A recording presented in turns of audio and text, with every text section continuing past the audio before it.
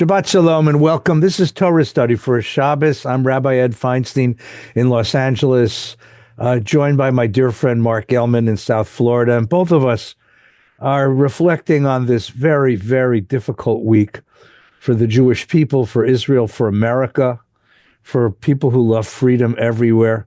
And both of us are feeling the deep depression. The Torah has much to teach this week, but before we get to that, we want to reflect on the terrifying murder that took place in Washington this week.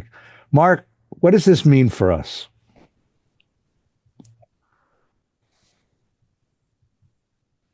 Ed, you and I have signed up to be hope givers. Right. You and I just signed up with our life to bring hope to people who are in despair. And I can't do my job anymore. I mean, I believe everything will work out in some cosmic sense. But what I also believe is that the murders in D.C. are like an American Kristallnacht. They are a tipping point where all of a sudden the hateful rhetoric against Israel has expanded to be hateful rhetoric against Jews, and unstable individuals and politically venomous individuals listen to this rhetoric, and just like November 7th, 1938, in Germany, they absorb this poison, they drink the poison, and the end result of it is we're not safe here anymore, not safe the way we were, and I don't in any way want to be a party to exaggerating the danger. I don't think there are Nazi brown shirts rampaging through the streets of Boca Raton, but these are people at a museum in Washington. And the only question that we have is the only question we can't answer. How do we prevent this? What do we do about this? Do we teach our children self-defense? Do we teach them to carry some kind of weapon when they walk out on the street? What about something as banal as should they wear a chai? Mm-hmm. Or an identifying piece of Jewish jewelry? Or should they hide that for the sake of trying to pass and not attract a murderous attacker? I don't know what to even do. And then, to add to my depression, there's the recent ad that liberal Jewish organizations published criticizing the president for his policies about universities as being deleterious to free speech. And although I was very upset with the ad, there is a point of truth to it. The truth is, wait a minute, what do we want to have done with these people who are mouthing a hate? Do we want their free speech rights to be suspended? Do we want to scoop them up and deport them because of what they say? Shredding the First Amendment the only way to protect ourselves here? It's almost, well, the word in English is dilemma, and it comes from two Greek words. It means dies two, lemma is a horn. So a dilemma is an argument which, no matter which way you go, you get stuck on a horn. Mm-hmm. So do we get stuck on the horn of shredding the values that make America great and and arrest people for what they say? Or, like lemmings, do we just let ourselves be slaughtered on the streets of America without any really coherent response? Mm. I, I'm so glad I'm retired because I don't know what to say. I am a hope bringer who is all of a sudden devoid of hope. It is very difficult. It is very, very painful this week. Did I say it right? I think so. Part of it. I mean, I'm still in the business. Thank you. So I'm still part of bringing Yeah, I hope and know. creating contexts of meaning for these things. Right. So But what are this you sort going to of, do? well, because what's happened is there's a slogan, and the slogan that has been shouted this last 594 days is globalize intifada. Right. And that's what it means. It means that Kill Jews. It means kill Jews. kills Jews. Exactly right. And the guy that set fire to Josh Shapiro, Governor Shapiro's home on Passover, and this guy and every other. I mean, I once heard a presentation by a local FBI official. He's a wonderful guy who's responsible for monitoring terrorism and militants and this sort of stuff for the FBI. And he says, look, we can monitor movements. We can track words. We can figure out where these people who are plotting to do big acts of terror do, but we can't follow up every crazy person. The Timothy McVeigh is the example that he gives. The guy that blew up the federal building in Oklahoma City acted with one other guy. You know, he says we can't. Those lone zealots who decide to act violently and to make violence the tool of their expression, that we can't protect you from. And that's what scares me and keeps me up at night, this guy said. And if you think it kept him up at night, and this is exactly what we just saw. So when I was a kid, not just a kid, even a few years ago, you walked off the street into the synagogue and came for shul. And we welcomed people from the community. Then there were a certain number of street people and others who would just sort of come and hang out at the shul because it was warm and it was comfortable, and we served a nice little lunch. And then we had one guy at the door. First, we had a guy just at the door, and then we put the guy at a gate. And now there's a virtual little army that protects my synagogue. And each of these guys is a lovely guy, and they do a wonderful job of masking their task by becoming our greeters. They know all the names of the nursery school kids and their parents, and welcome them by name and slap high fives and give fist bumps and ask what's for lunch. But the truth is that I wonder what it does to these little kids who have to walk past a metal detector and a guard with a huge weapon on his hip in order to come to a Jewish nursery school. And I need those guys out there. And now you know why we need those guys out there. But it gives me no great pleasure to know that that's the way it is. I visited places. If you go to Europe and you see the security around synagogues in Europe, we were in Brazil and in South Africa, and you see what happens when societies take another step towards social chaos, the kind of protection one has to have in order to walk the world as a Jew. And it really worries me. And this changes the whole texture of our communal life. It changes Yes. the way that our Yes, children it's a think tipping about point. us. Right. November 9th to 10th, 1938, was a tipping point in Germany for the Holocaust. This is a tipping point for us.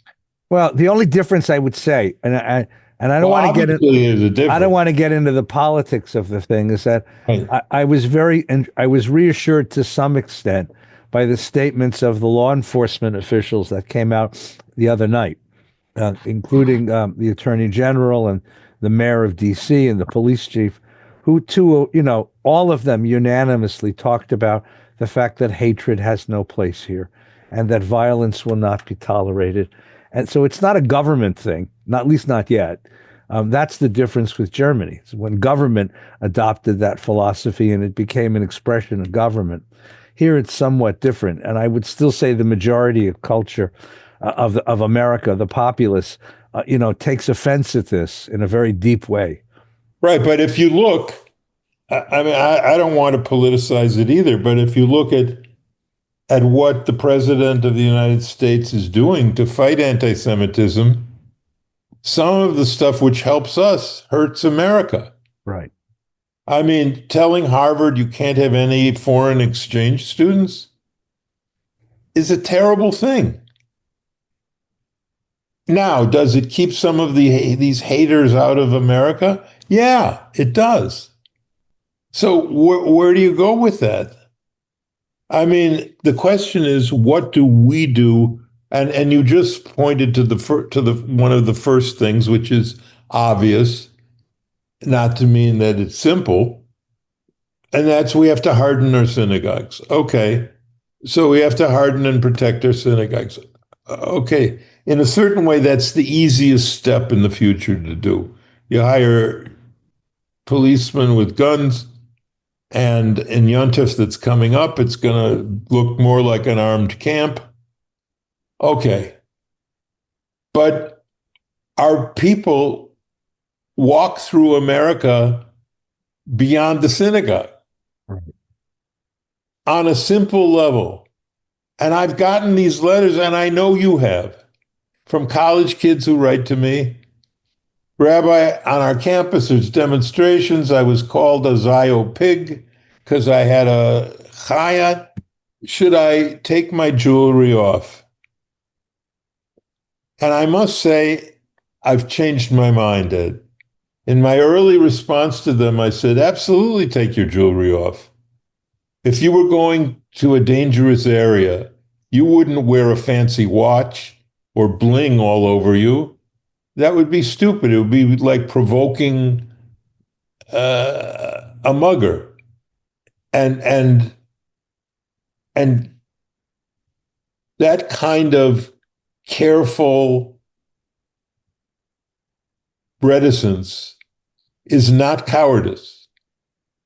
On the other hand, now I'm saying put the chai on and say you're not going to make me change my life.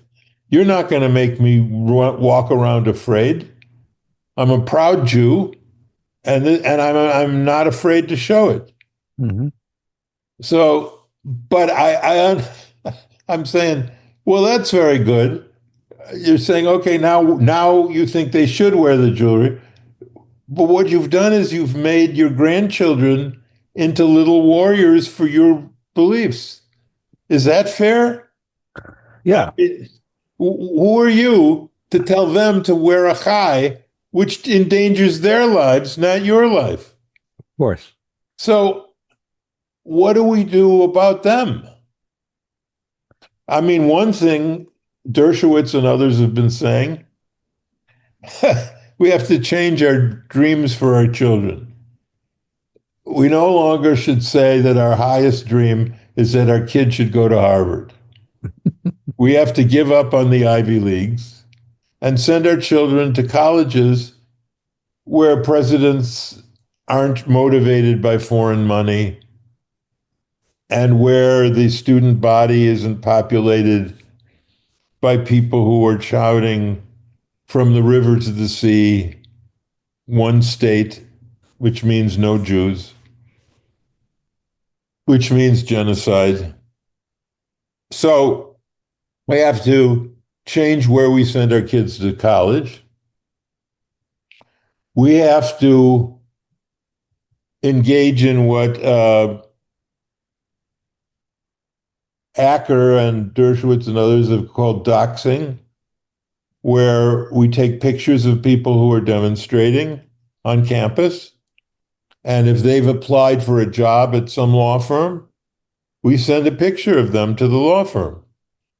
And we say, look, you can do what you want, but if you want to hire somebody who just was demonstrating to kill Jews, this is the guy you're about to hire, or the woman you're about to hire. I believe we should do that.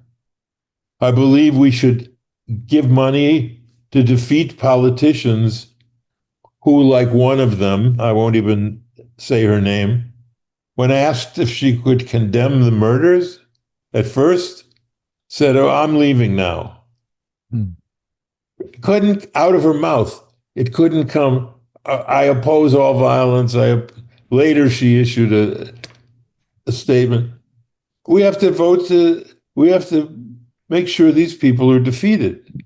We have to use our power to fight the anti-Semites everywhere we see them, in every way we can, that doesn't destroy the soul of America. That's my... Yeah. And I would go one more step, and that's something we need to give our kids, right? If they're going to live in, I mean, it's basic physics. If an object is in an environment where the outside pressure is increasing, you have to increase the inside pressure in order to Excellent balance point. it. And so if our kids are going to live in an environment in which you're going to be called names and you're going to be discriminated against and you're going to be excluded because you are Jewish and you identify as Jewish, you have to have a very strong internal sense of strength of being Jewish. You have to know the story of the Jewish people to understand the circumstances you're living in, because what this represents is the return of Jewish history.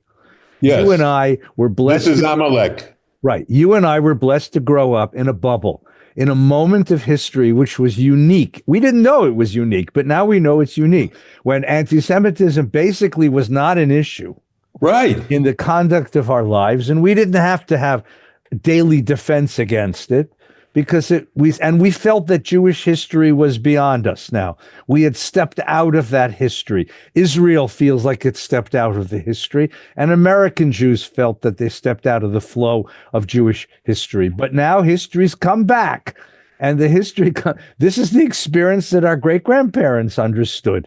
And they would recognize this experience in a moment, but what kept them going was a very deep internal sense of pride, of mission, of purpose, of faith, of understanding who they are in the world. And because they had that very strong sense within, they could withstand the pressure from without. The people I worry about are the kids who don't have that sense within, and the pressure is going to smush them. The pressure is going to crush them.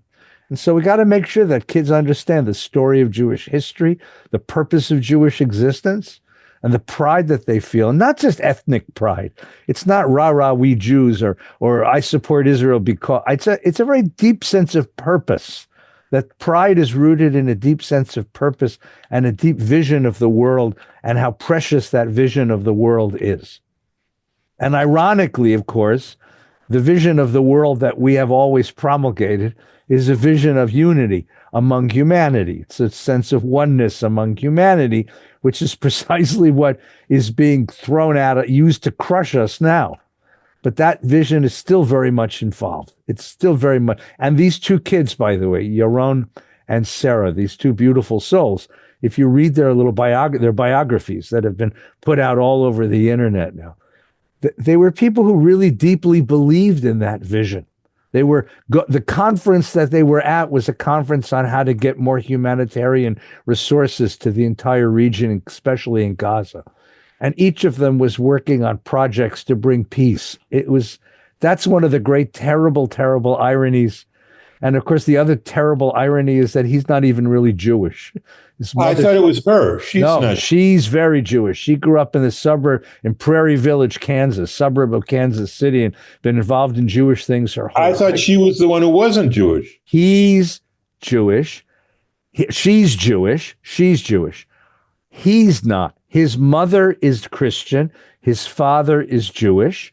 They married. He was born in Israel. The family then went to Germany for a time where he was raised as a kid. And then he came back. He's a practicing Christian. He's a practicing evangelical Christian. What's his name? Who is ethnically Jewish because his dad is Jewish. So he's an Israeli citizen. And he has a Jewish name. Yaron Lashinsky.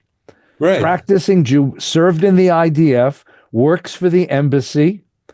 Right? So he's a practicing Jew. He's not a Christian. He's a practicing Christian, but he identifies nationally as a Jew. We're a very complicated people, my boy. I thought it was her. No, no, no. She's an American Jewish kid from Prairie Village, Kansas. Wow. Went to the University of Kansas, then got a master's degree.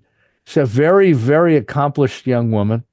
Um, and they're engaged to be married, and we're supposed to go to Jerusalem next week, where his family lives. In order to get engaged, he brought a ring. They were going to go together. Yeah, I heard about the ring. Did she make Aliyah? I don't know if she's made Aliyah, but she works for the embassy in Jerusalem, in Washington. Yeah. I don't think she's made Aliyah, but she works for the embassy. Unbelievable. Somebody put online something quite lovely. They said, Yeah, they're for my beautiful. non-Jewish friends, you have to understand who we are. Everyone is going to post things online saying, I'm only 2 steps away from them, right? I don't know her and her family, but my aunt taught in that school, which is my story, right? I don't know him and his family, but my friends live in the neighborhood where his parents live. This is what it's like to be Jewish. We are a family, and in moments of tragedy, we feel it. So I want to apologize to all of our listeners who are hoping to get some hope today and some meaning today, but we're both feeling kind of down at this, and this is what we're reflecting on today.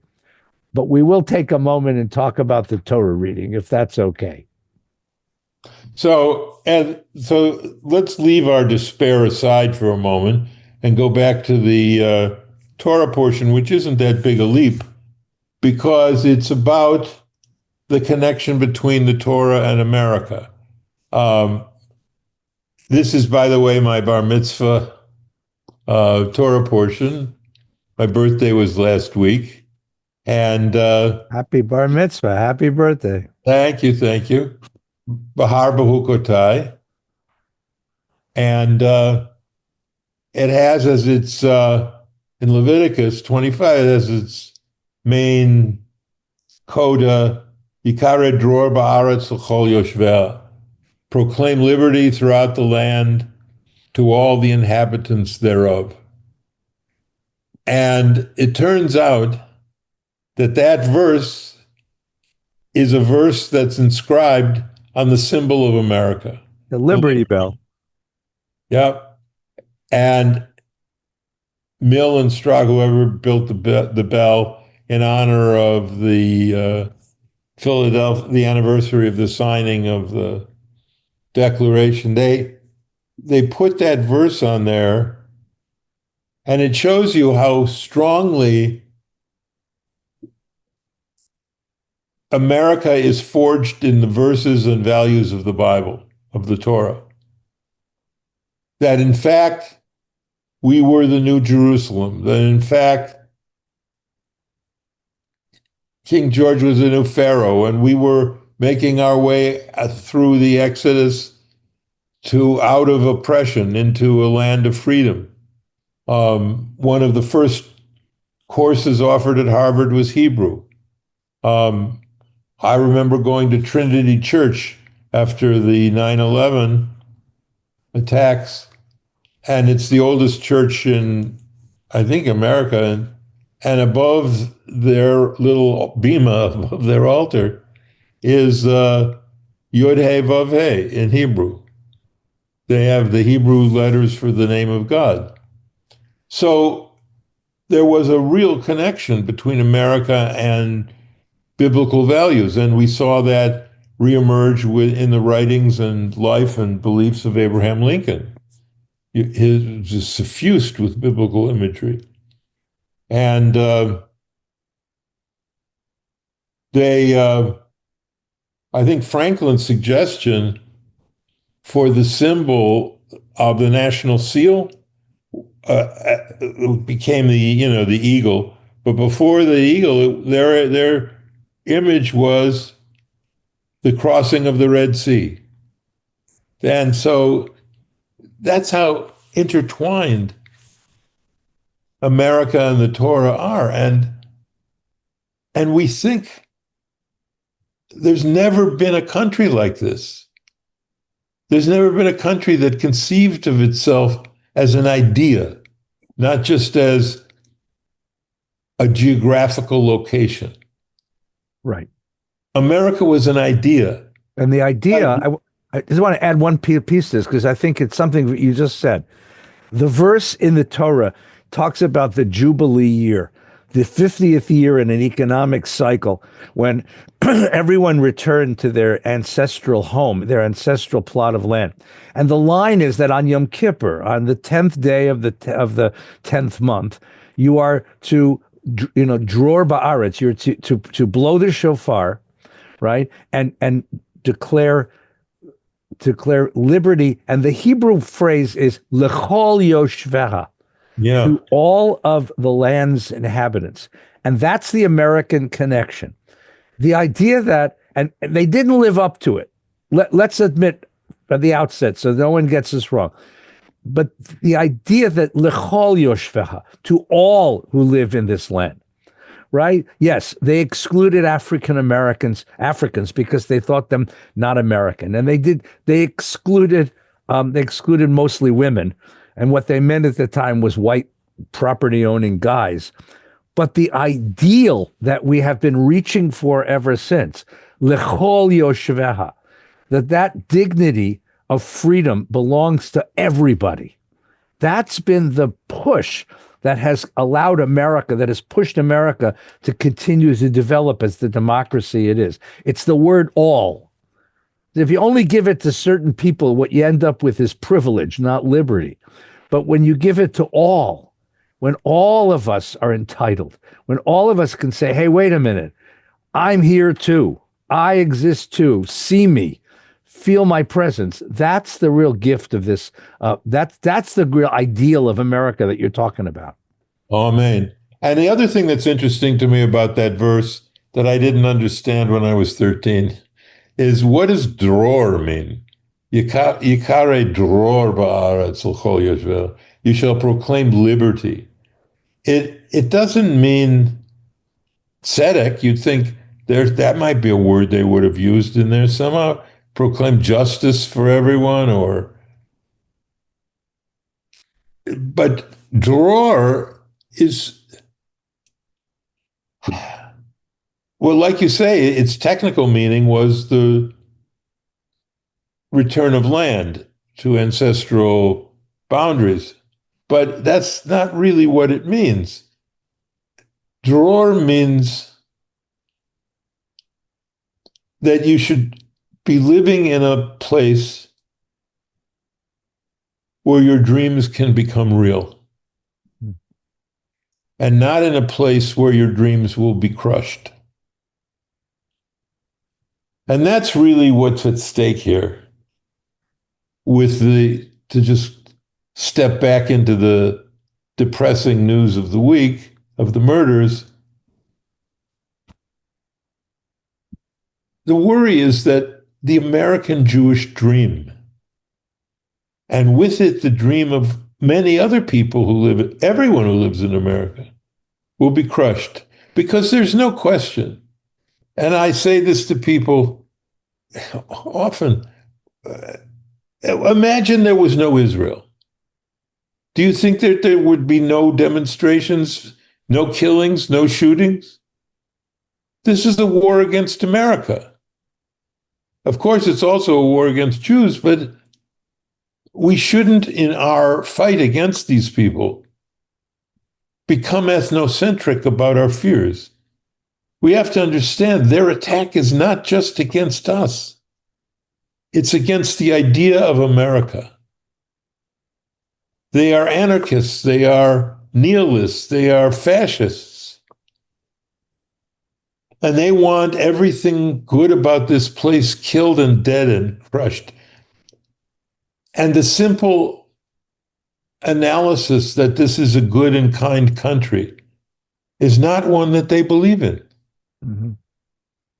So we're fighting people who, at their fundamental core, do not believe what we believe. Well, this is what makes the experience doubly tragic, doubly catastrophic. The catastrophe on the first level, of course, is the loss of these two beautiful lives and the danger that we feel, as we walk the streets of this country. But the bigger issue is exactly that. A democracy cannot be based on the power of a police force. A democracy has to be based on the basic a social contract, a social covenant that governs all of us, that understands that we're all in the world to take care of each other, that we're all here to reach out a hand, that we're a village, not just a city. And if people aren't going to abide by that, all the police in the world can't protect you. And it's always been that way. I mean, you like your neighbors, you don't like your neighbors, you're angry at the guy who's cut in line at the bank. Fine. I mean, those kinds of social irritants are going to be part of the game. But there's a fundamental understanding that we're going to abide by the law. We're going to watch out for each other, and that you can count on the people around you to be human. It's a sort of common human sense. In the Bible, there's a great word for this. If you look at the way that the word yirah is used, yirat Elohim, fear of God. Well, yeah, fear of God. But the way that the phrase is used in the Bible is it refers to common sense morality. And it occurs in the Bible whenever Israelites are encountering people from outside of our circle and whether they can expect moral behavior, right? When Abraham passes off his wife as his sister in the court of Avimelech, and Avimelech says to him, "Why the hell did you do this? Why did you tell me she was your wife?" And Abraham says, "Because I didn't know there was any yira in this place. I didn't know there was any common sense morality, not morality that is handed down from heaven, but a basic humanness, a basic human goodness." And it goes through the whole Bible. When Joseph's brothers confront him, and he confronts his brothers, and they still think that he's the Egyptian prime minister. They don't know that he's Joseph, right? They wonder, is there any yira in this place? Is there any moral basis for this conversation, right? And so what we depend upon is a basic morality. And when you have enough people who, as you said, deny that morality, who say, yeah, but there's an exception, or we can be rough, we can be cruel with a certain group of people, or, under certain circumstances, violence and even murder is acceptable, right? And when that language starts to be used, that is the erosion of a society. That's the unraveling of a society. No question about it. That's what it is. And that's where we're living right now. And the Torah is giving us a way out. And it begins with this fundamental idea that ideas matter. Ideas matter. The idea that we're made in the image of God isn't just an idea, but from it, an entire ethic is evolved, that each of us has dignity and each of us has rights, and ein dochin nefesh mipnei nefesh. We don't set aside one person against another person in terms of their value. We're all equally holy in front of God. These basic ideas, which are also basic American ideas, are under attack. And ultimately, our best response is not a gun or a baseball bat or even a lawsuit. Our best response is to live the values that make such hatred impossible. I want to just add a caveat, because I don't want anybody to misunderstand. If people object to the policies of a government, that's fine. They are entitled, they are welcomed, they're encouraged to express that dissatisfaction in lots and lots of nonviolent ways. If you think that the American government is going about it wrong, so you demonstrate, you write editorials, you can speak about it. If people find that the government of Israel's policies are wrong, they demonstrate, they express themselves, they demand something different. If people, that's what democracy is. It's the participation of the populace in a discussion of the common good. And so you have an opportunity, you're encouraged to do that. And there are ways, there are fora for doing that, forums for doing that. But what's happened is that it's spilled over into something else. It's spilled over into classic anti-Semitism. Globalize intifada is not a statement of Palestinians deserve justice, they deserve freedom, they deserve self-determination, and the policies of Israel have to change to enable that. That's a legitimate point of view. It can be argued yes or no, but it's a legitimate point of view. But globalize the intifada is, as you said, an anti-Semitic statement that says destroy the Jews. That's what it means. Yeah, that's what one nation from the river to the sea, their other slogan. And when this is carried out against people who are not officials of the Israeli government, but simply Jews who happen to love Israel, that's where this has become an unraveling of America.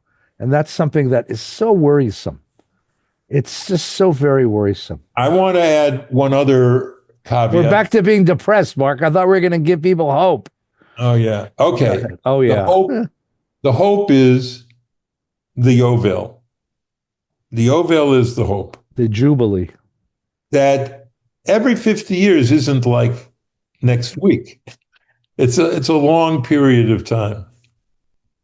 But the end result of the Yovel is a restoration of the scales of justice and a restoration of the dreams and hopes and inspirations and ideals of the country. And that is, everyone starts the same, and then there's differences in talent and differences in abilities, and that works itself out. And then after 50 years, you do a reset. So maybe what we should do is, instead of looking at this as a tipping point toward catastrophe, we should look at it as a tipping point toward a new hope, a rededication of the values of America and the values of Judaism. That this is our time now to stand up and say, we have been quiet and we have been the beneficiaries of a bubble of kindness that buried anti-Semitism beyond any historical levels. And now that's over. And now we have to change. But it's a good thing to change because it means we have to recover our values.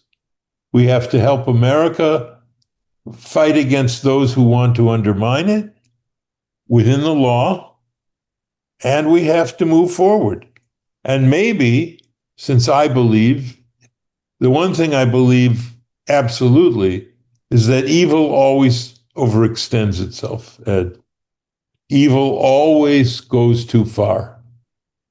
And I think people of goodwill, people who are not Jewish, who watched these murders, people like Tommy, may his memory be blessed, those are the people who are going to save America, because they're going to say, look, I'm not Jewish, but this is wrong. This is wrong. And these are my neighbors, and these are my friends.